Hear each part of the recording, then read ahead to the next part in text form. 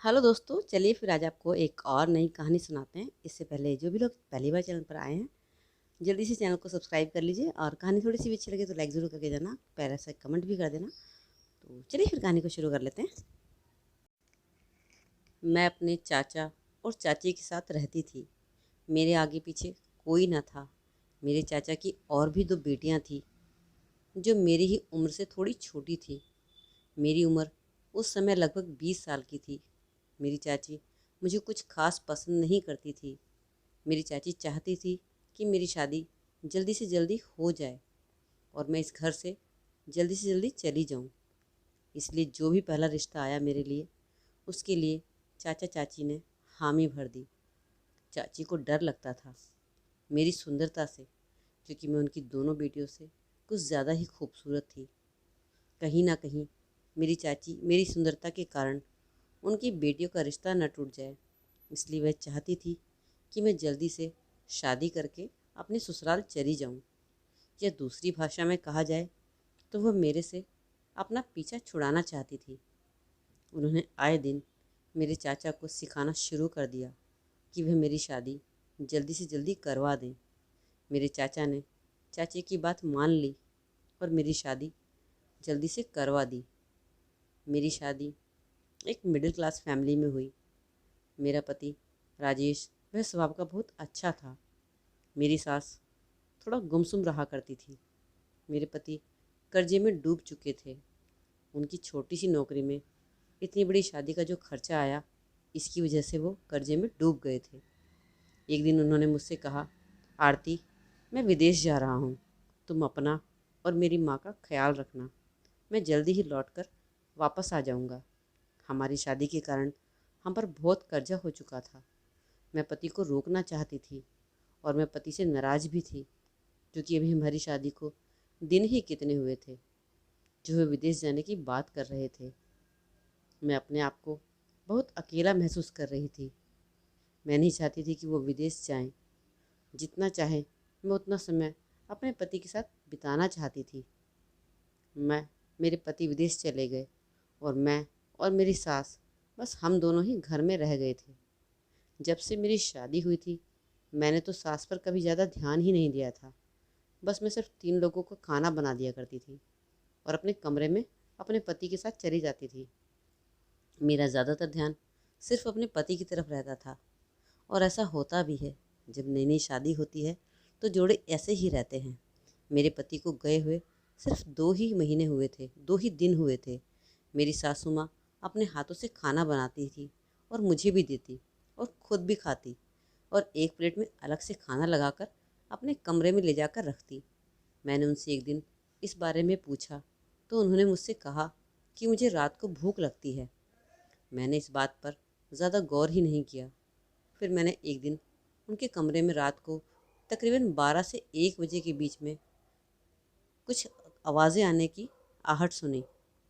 मैं घबरा गई। यह सिलसिला लगभग 1 हफ्ते तक चलता रहा।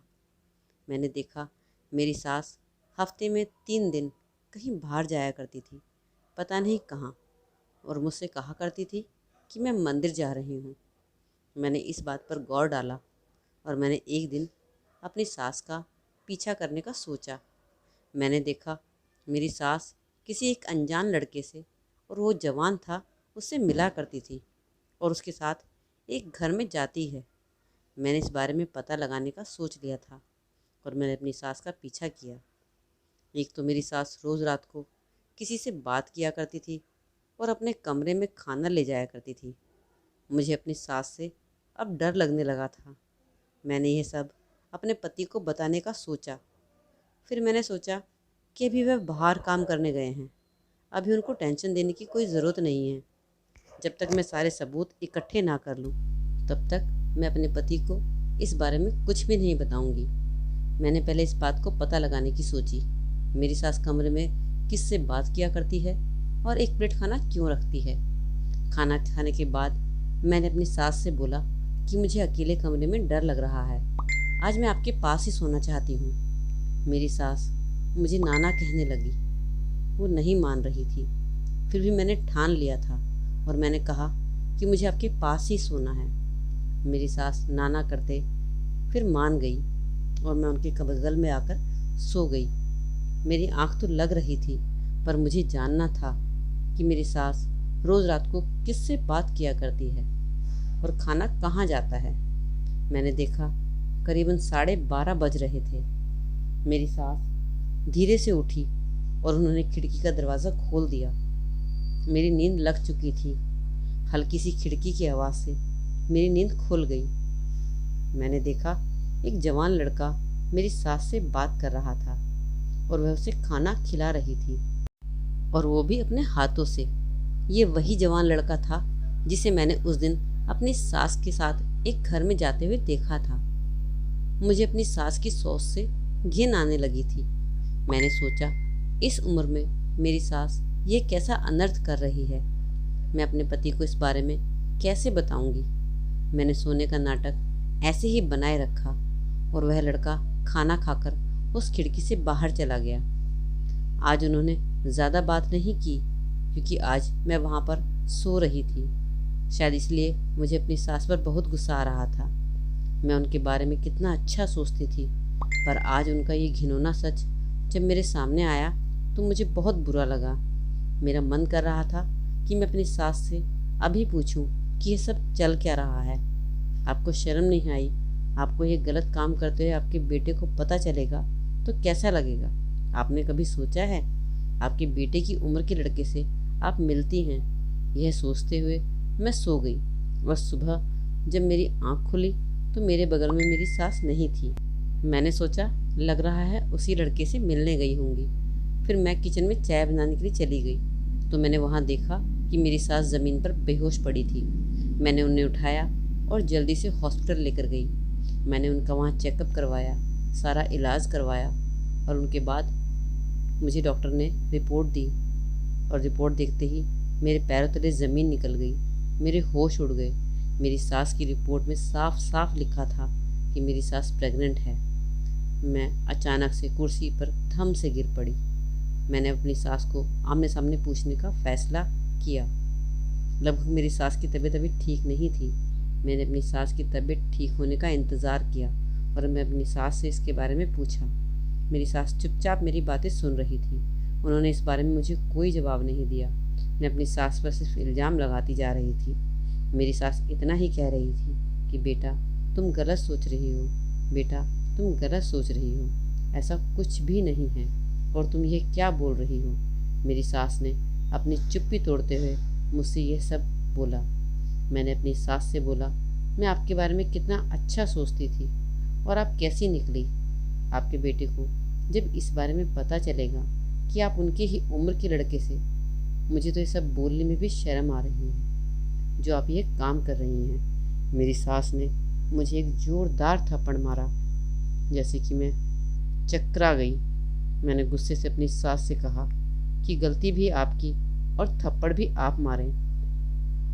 सच्चाई सुनने की ताकत होती तो गलत करना भी नहीं चाहिए। उसी समय मेरे पास एक फ़ोन आया। वह फ़ोन हॉस्पिटल से था। तभी मुझे डॉक्टर ने बताया कि मेरे पास जो रिपोर्ट है वो मेरी सास की नहीं है, एक मरीज़ से चेंज हो गई है जो भी न्यू कपल थे। मुझे वो यह बात सुनकर बहुत धक्का लगा और सीधा फ़ोन मेरे हाथ से छूटकर नीचे गिर गया। मैं अपनी सास के पैरों पर गिर गई। मुझे बहुत शर्मिंदगी हो रही थी। मैं माफ़ी मांगने लगी। मेरी सास पूछ रही थी कि किसका फ़ोन आया है, पर मैंने अपनी सास को कुछ नहीं बताया और मैं अपनी सास के पैरों में गिरकर उनसे माफ़ी मांग रही थी। फिर मेरी सास ने कहा, बेटा यह तुम्हारी गलती नहीं है, मुझे पहले ही तुम्हें सारी बात का बता देना चाहिए था। असल में बात यह है कि मेरे भाई का बेटा जो कुछ सालों से जेल में था, मैं उससे मिला करती थी क्योंकि मेरे बेटे को मैं उससे मिलूं अच्छा नहीं लगा करता था क्योंकि वह जेल से आया था। मेरे बेटे को मेरा उससे मिलना पसंद नहीं था। मैंने सोचा मेरा बेटा विदेश चला गया है तो मैं क्यों ना उससे मिला करूं। मैंने सोचा तुम्हें बता दूं। फिर मैंने सोचा कहीं तुम मेरे बेटे को ना बता दो इस बारे में तो वह मुझसे झगड़ा करेगा और शायद मुझसे कभी बात भी ना करे। यही सब सोचकर मैंने तुम्हें कभी भी नहीं बताया। यह गलती मेरी है बेटा, जो मैंने तुम्हें सच्चाई के बारे में नहीं बताया।